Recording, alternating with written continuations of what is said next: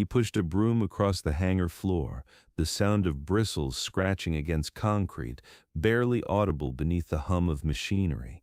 Jets towered above him, sleek and modern, their metallic frames gleaming under fluorescent lights.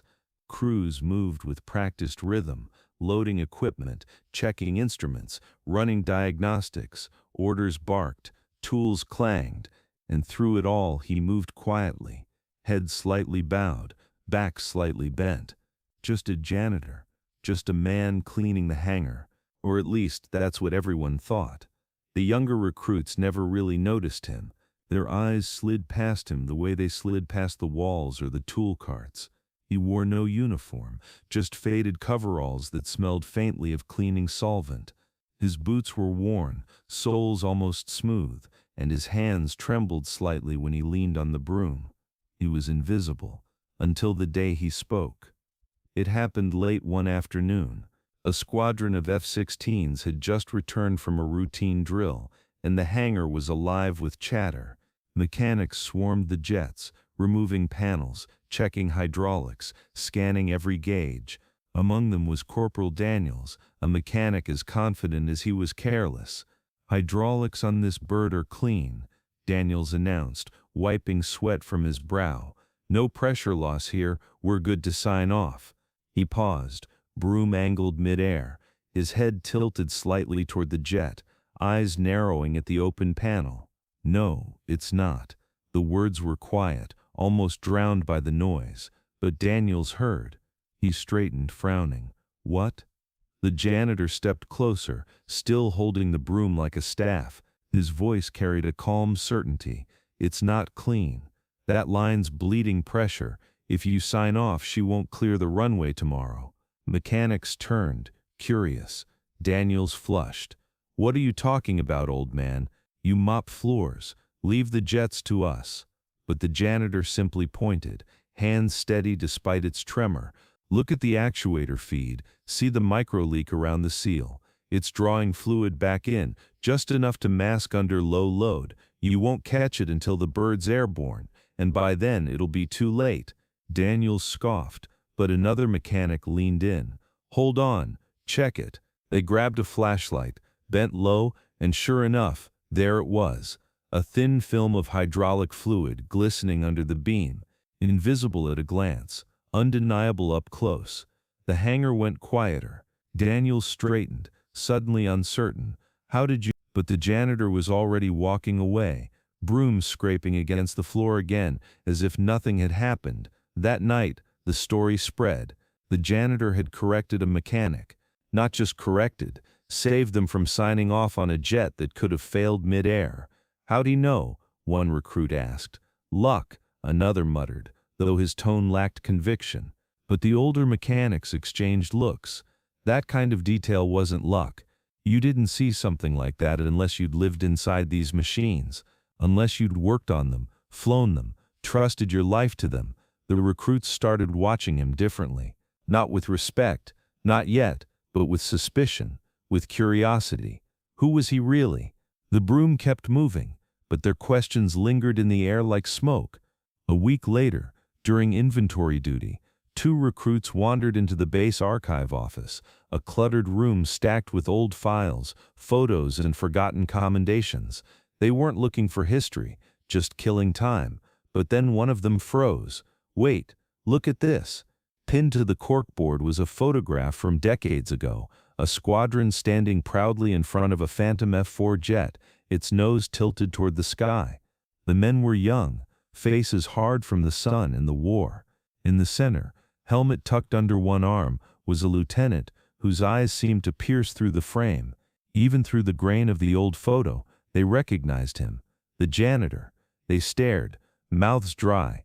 The caption read, "1st Cavalry Division, Forward Squadron, Da Nang Air Base, 1969. The recruits didn't know what to say. They didn't know whether to laugh, deny it, or believe it. But one thing was certain. The man pushing a broom in their hangar had once stood where legends stood. The next morning, they couldn't stop staring. Every scrape of his broom, every step of his worn boots carried new weight. One finally gathered the courage. "Sir," the word slipped out instinctively. Were you at Da Nang?" The janitor didn't look up. His broom swept in slow, steady arcs. Yes, that was all.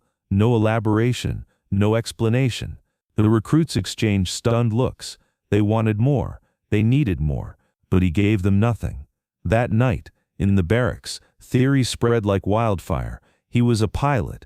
No, he was a mechanic, maybe crew chief. Doesn't matter. He was there. Vietnam, Phantom Squadron. And with each whisper, his silence grew louder. It wasn't long before they saw him at the range. Not scheduled, not listed, just there, sweeping the firing stalls after a long day. A recruit joked nervously, "Hey old man, you see leaks in rifles too?" But then someone handed him one. Maybe out of curiosity, maybe out of arrogance. "Here, show us how it's done." He took it without hesitation. His hands shook as he loaded the magazine. The recruits smirked, waiting for him to fumble. Then he raised the rifle, and the shaking stopped. Every shot landed clean, tight, almost surgical. Not rushed, not showy, just precise. He emptied the magazine with a rhythm that spoke of decades of muscle memory. When the last round echoed into silence, the recruits stood frozen. The paper target downrange was shredded dead center. He set the rifle down gently, picked up his broom, and went back to sweeping. No words, no explanation. But none were needed. The base commander eventually heard the rumors. He summoned the janitor, asked him directly. The old man stood in the office, coveralls stained with dust. "Is it true? Were you 1st Cavalry Da Nang?" The janitor hesitated. His eyes drifted to the window, where the hangar loomed outside. For a moment, the weight of memory flickered across his face. Yes. The janitor's gaze hardened, because some stories don't need telling, and some wars never really end. He left without another word. Trauma. From that day, the recruits never mocked him again. They didn't dare. Instead, they watched him with quiet reverence. The broom in his hands was no longer just a broom. It was a reminder that sometimes the most ordinary figure in the room carried the heaviest history. And though he never told the full story, fragments slipped through. A mention of flying night missions over jungle canopies, a half smile when someone said Phantom, a quiet nod when they asked about Da Nang. It was enough. By the end of the training cycle, the janitor had become a legend in whispers. New recruits arrived already hearing the tale. "There's a man here, sweeps the hangar, but don't let the broom fool you. He once flew with the best, and his eyes have seen more than you'll ever imagine." And though he never sought recognition, respect followed him like a shadow, because in the silence of his broom, in the steadiness of his aim, in the fragments of his past, every recruit learned a truth they would carry long after leaving the base. Sometimes the strongest warriors are the ones who no longer need to prove it. He kept sweeping, day after day. The bristles scraped the hangar floor, pushing dust and dropped bolts into neat piles, as if order could erase memory. To the young recruits he was no longer invisible, but he remained untouchable. They whispered, they stared, but they rarely asked. He had given them just enough to ignite their imaginations, and perhaps that was his shield. But history has a way of catching up. A general from the Pentagon arrived, walking through the hangar flanked by aides. Every mechanic straightened, every recruit stiffened. And as the entourage passed, the general's eyes snagged on the janitor. He froze mid-step. "Markham?" The hangar fell silent. Every head turned. The broom stilled in the janitor's hands. Slowly he raised his gaze. "Yes, sir." Then, without explanation, he moved on, leaving a trail of murmurs behind. That night, the rumors exploded. The janitor had a name, and someone in Washington knew it. A week later, 2 recruits sneaked into the records office again. Curiosity had become compulsion. They dug through old personnel files until one found it, a slim, yellowing folder stamped Declassified. They opened it with trembling hands. Captain David Markham, USAF, Phantom F-4 pilot, 1st Cavalry Division, Da Nang Air Base, 1968, 1971, missions listed, commendations blurred with black ink, words like Deep Strike, Night Intercept, and Operation Linebacker scattered across the pages, and at the bottom, Discharged, 1972. Reason, classified. They read in silence. The janitor who pushed a broom had once flown missions over the jungles of Vietnam, missions still buried in secrecy. The janitor Markham looked up from his broom. Why what? Why sweep floors? Why hide who you are? For the first time, he set the broom aside. His hands, though worn with age, still carried the faint steadiness of a pilot. Because not every story needs telling. Some of us carry things better in silence. The recruit hesitated. But you were a hero. Markham's eyes hardened. No, I was a survivor. That's not the same thing. F-4 Phantoms roared through humid skies, twin engines screaming as they tore over enemy positions.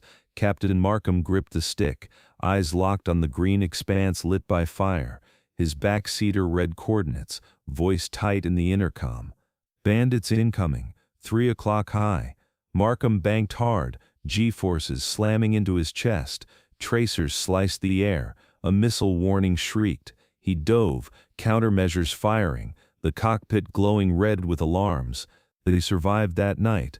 Barely. 2 Phantoms didn't return. And in the mess hall afterward, Markham sat silent, hands trembling over cold coffee. He had done his duty, but duty left ghosts. The recruits didn't know these details. They only saw fragments, his steady hands, his precise knowledge, the silence that followed every question. But one day, he broke that silence. It happened during a lecture on aerial tactics. An instructor stumbled over a point about dogfighting maneuvers against MiG-21s. The recruits shifted, confused, and then Markham's voice cut through the room. No, that's not how it was done. Every head turned. He stepped forward, slow but steady. The MiG was lighter, faster on the climb. You never chased it up. You dragged it down, forced it to fight heavy, and once it bled speed, he paused, eyes far away. That's when you took the shot. Silence. The instructor didn't correct him. Couldn't, because the way Markham spoke wasn't theory. It was memory. From then on, the recruits stopped calling him janitor. To them he was captain, even if he never wore the rank. He didn't lecture often, but when he did, they listened like disciples. His words weren't grand or dramatic. They were matter of fact, stripped of glory. You don't fly to be a hero. You fly to bring your wingman home. That's all. And slowly the recruits began to understand. His silence wasn't weakness. It was discipline. Months passed before another surprise. A delegation of veterans visited the base. Among them was a man in his 70s, walking with a cane. His eyes scanned the hangar until they fell on Markham. Dave? Markham turned. For the first time a smile cracked his weathered face. Eddie. The two men embraced. The recruits watched, stunned, as two ghosts of Vietnam reunited. Later they overheard fragments of conversation, missions flown together, friends lost, names spoken with reverence. It confirmed what the recruits had suspected. Their janitor had once led men into the skies of war and brought some of them back when few could. One evening, as the sun bled orange across the runway, a young recruit approached. "Captain Markham," he began nervously. "Why don't you tell your story? People should know." Markham studied the horizon. The faint silhouette of a jet roared above, reminding him of a lifelong past. Because stories aren't about medals or glory. They're about lessons, and the lesson is simple. Never underestimate the quiet man in the room. He might be carrying more than you can imagine. The recruit nodded slowly, the words sinking deep. Markham picked up his broom again, moving toward the hangar doors. His figure, bent and small, seemed almost ordinary once more. But to those who had seen the truth, he would never be ordinary again. Years later, recruits who had trained under him would tell the story in their own mess halls. "There was a janitor at our base. We thought he was nobody, but one day he corrected a mechanic, and everything changed. Turns out he once flew Phantoms over Vietnam." The tale spread, reshaped with each retelling, but always with the same lesson. Sometimes the greatest pilots no longer fly. Sometimes the strongest warriors sweep floors. And sometimes the quietest men carry the loudest histories.